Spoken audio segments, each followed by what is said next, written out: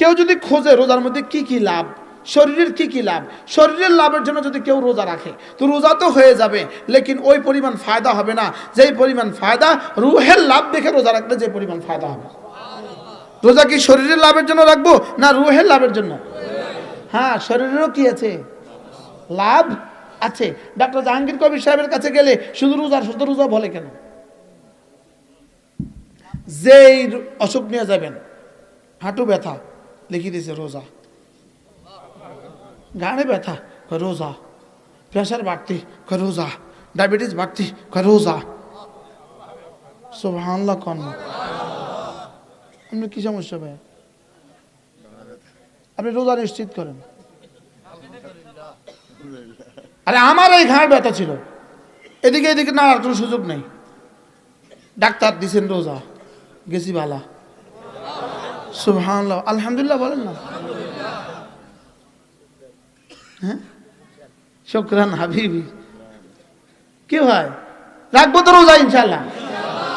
এবার আল্লাহ তাআলা বলেন, আমি জিজ্ঞেস করলাম আল্লাহ কয়দিন রাখতাম, কয়দিন রাখতাম? তা আল্লাহ কয় আইয়ামান মাদুদাত, অল্প কয়টা দিন। সুবহানাল্লাহ। যদি ধরি বলতেন 1 মাস, তাহলে তো ডরে পাগল হয়ে যেতাম, কইছি করছিটা কি দিয়ে 1 মাস কেমন আবার না খায়া থাকে। তা আল্লাহ কয় আইয়ামান মাদুদাত, অল্প কয়টা দিন। সুবহানাল্লাহ।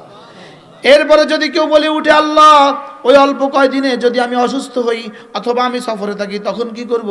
আল্লাহ তাআলা বলেন ফামান কানা মিনকুম মারিদান আও আলা সাফারিন ফাইদ্দাতুম মিন আইয়ামিন উখার, ওই অল্প কয়দিনে যদি তুমি অসুস্থ হও, যদি তুমি সফরে বের হয়ে যাও, তাহলে জীবনে যখন সুযোগ থাকে তখন রেখে দিও।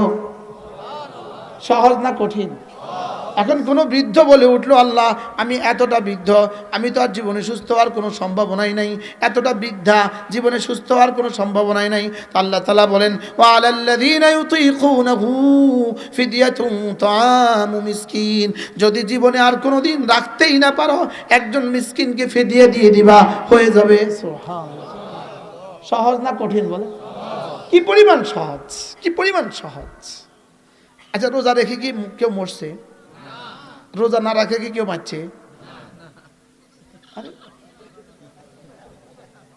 রোজা না রাখে বুঝে কেউ বাঁচে গেছে 200 বছর, রোজা রাখে বুঝে কেউ মরে গেছে, আর রোজা না রাখে বুঝে কেউ বাঁচে গেছে। তো আমি আর না রাখতাম খা, রাখবো তো ইনশাআল্লাহ। 15 থেকে 30-এর মধ্যে যাদের বয়স তারা হাত তুলবা, রাখবো ইনশাআল্লাহ। কহ মাশাআল্লাহ, কারা হাত তুলছে দেখেন? 15 থেকে 30 ইনশাআল্লাহ বলেন ইনশাআল্লাহ। আমাদের মুরব্বীরা তো রাখে, আলহামদুলিল্লাহ মুরব্বীরা তো রাখে। আর মুরব্বীদেরকে হাত তোলানো আমাদের মতো ছোটদের জন্য বেয়াদবি, এটা একটা বেয়াদবি। জওয়ানরা বলেন ইনশাআল্লাহ, রাখবো তো ইনশাআল্লাহ। আল্লাহ তৌফিক দান করেন। আমি বললাম রব্বুল আলামিন আমি যদি রোজা রাখি আপনি আমাকে কি দিবেন? রব বলা উচিত ছিল আমি হুকুম দিছি, আবার কি দিতাম? আমার হুকুম এটা কর।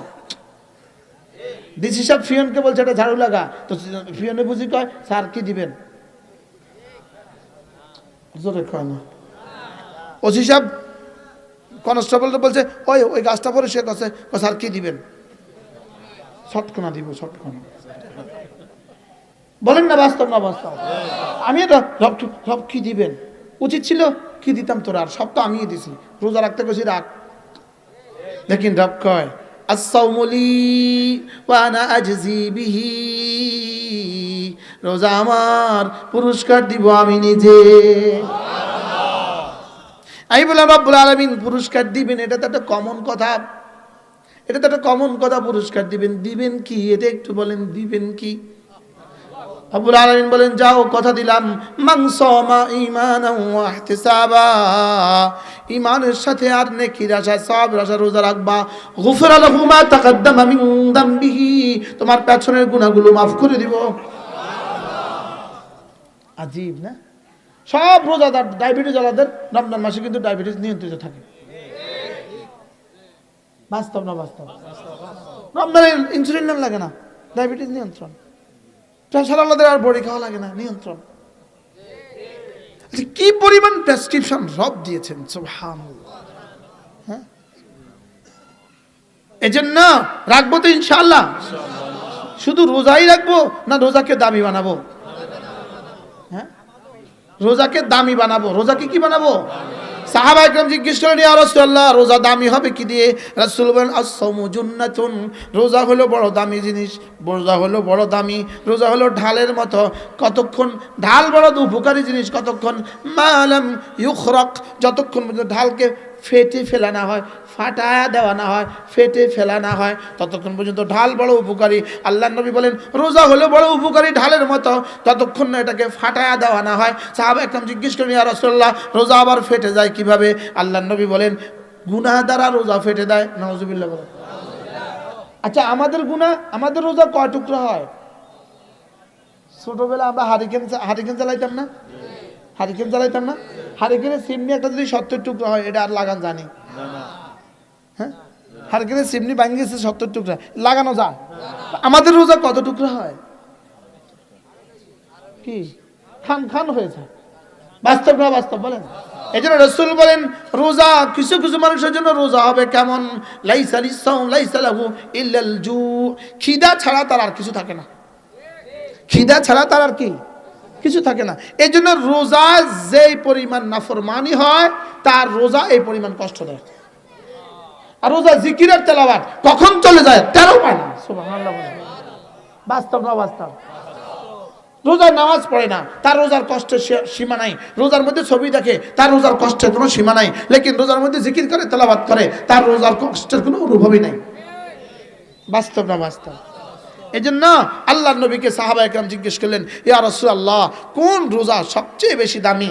রাসূল বলেন, যেই রোজার মধ্যে যত বেশি জিকির হয়, এই রোজা তত দামি হয়। এই জন্য আল্লাহ নবী বলেন, রমজানের মধ্যে তোমরা 4টা কাজ বেশি বেশি করে করো। 1 নাম্বার লা ইলাহা ইল্লাল্লাহ, বেশি বেশি পড়ো। 2 নাম্বার আস্তাগফিরুল্লাহ, বেশি বেশি পড়ো। 3 নাম্বার জান্নাত বেশি বেশি চাও, আসআলুকাল জান্নাহ। 4 নাম্বার জাহান্নাম থেকে বেশি বেশি পানা চাও, ওয়া আউযু বিকা মিনান নার। লা ইলাহা ইল্লাল্লাহ, আস্তাগফিরুল্লাহ, আসআলুকাল জান্নাহ, ওয়া আউযু বিকা মিনান নার।